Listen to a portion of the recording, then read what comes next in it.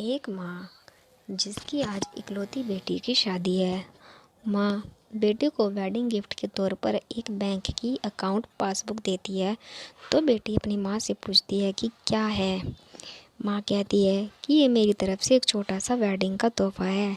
ये bank account की passbook है। यह तुम्हारे जीवन के खुशी के लम्हों को संजोए रखेगी।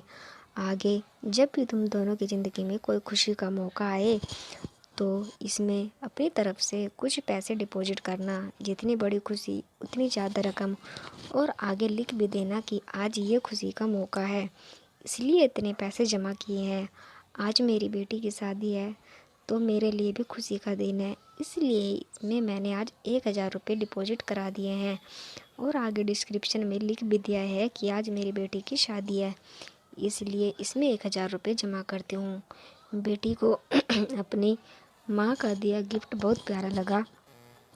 उसने अब घर जाकर अपने पति को यह बात बताई तो पति को भी यह चीज़ बहुत अच्छी लगी और कहने लगा कि ये तो बहुत अच्छा तरीका है अपने जीवन के खुशी के लम्हों को फिर से याद करने का। दोनों अब इंतज़ार ही कर रहे थे कि कब इसमें अगला डिपॉजिट हो। दोनों नए नए बहाने ढूंढते थे पैसे जमा करने के। कभी आज हम बाहर खाना खाने के लिए गए 300 रुपये, आज पहली बार शॉपिंग करने गए इसलिए 500 रुपये, आज हस्बैंड का जन्मदिन है 800 रुपये, आज वाइफ का जन्मदिन है इसलिए 800 रुपये। ऐसा करते करते उसमें एंट्रीज भी बढ़ती गई और अमाउंट भी, और उसमें काफ़ी पैसे इकट्ठा हो गए थे। शादी को कई साल बीत जाने के बाद दोनों में कुछ दूरियां बढ़ने लगी। दोनों में छोटी मोटी नोकझोंक होनी शुरू हो गई थी। फिर कुछ दिनों के बाद झगड़े भी होने लगे। दोनों ने बात करना छोड़ दिया और एक दूसरे से खुश नहीं रहते थे।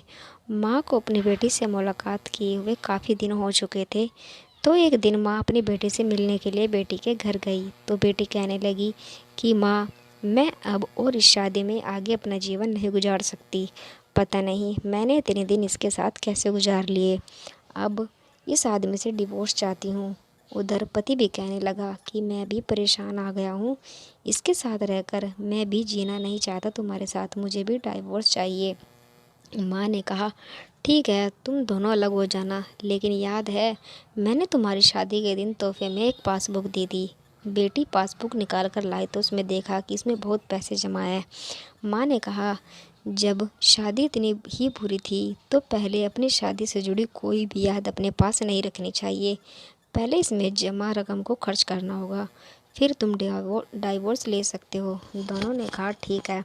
अगले ही दिन बेटी पासबुक लेकर बैंक जाती है पैसे निकालने के लिए। पैसे निकालने के लिए बैंक में पैसे वालों की लाइन लगी थी तो बेटी भी लाइन में खड़ी हो गई।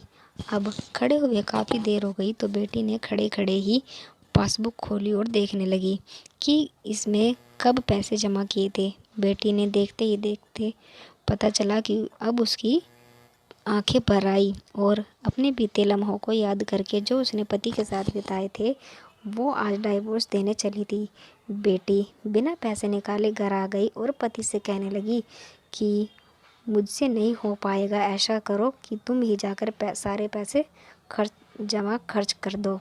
पति ने कहा ठीक है और पति बैंक लाइन में खड़ा हो गया। उसकी नज़र भी पासबुक पर पड़ी और उसने सारे खुशी के लम्हों को याद किया तो उसने अपनी पत्नी के साथ बिताए सारे लम्हे याद आ गए जिसे वो तलाक देना चाहता है।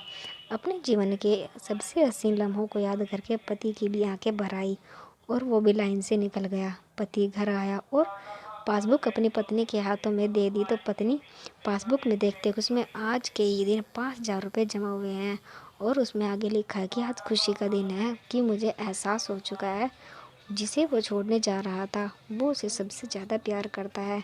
मैंने फ़ैसला कर लिया है कि अब बाकी की सारी ज़िंदगी उसी के साथ बिताना चाहता हूँ। यह देखकर दोनों की आंखें भर आई और गले लगकर खूब रोए और प्रॉमिस किया कि अब वो कभी नहीं लड़ेंगे। यह कहानी उन सभी के लिए है जिनके रिश्तों के बीच में दूरियां आ गई हैं। वो पहले आपस में बहुत प्यार करते थे लेकिन अब वो एक दूसरे के साथ रहना पसंद नहीं करते हैं। अगर आपके रिश्ते में भी थोड़ी बहुत दरारें आ गई हैं तो उन दरारों को भरने के लिए उन खुशी के लम्हों को याद करिए जो आपने एक दूसरे के साथ बिताए हैं। ये खुशी के पल आप दोनों में नई फीलिंग्स भर देंगे और आप दोनों के रिश्ते में नई जान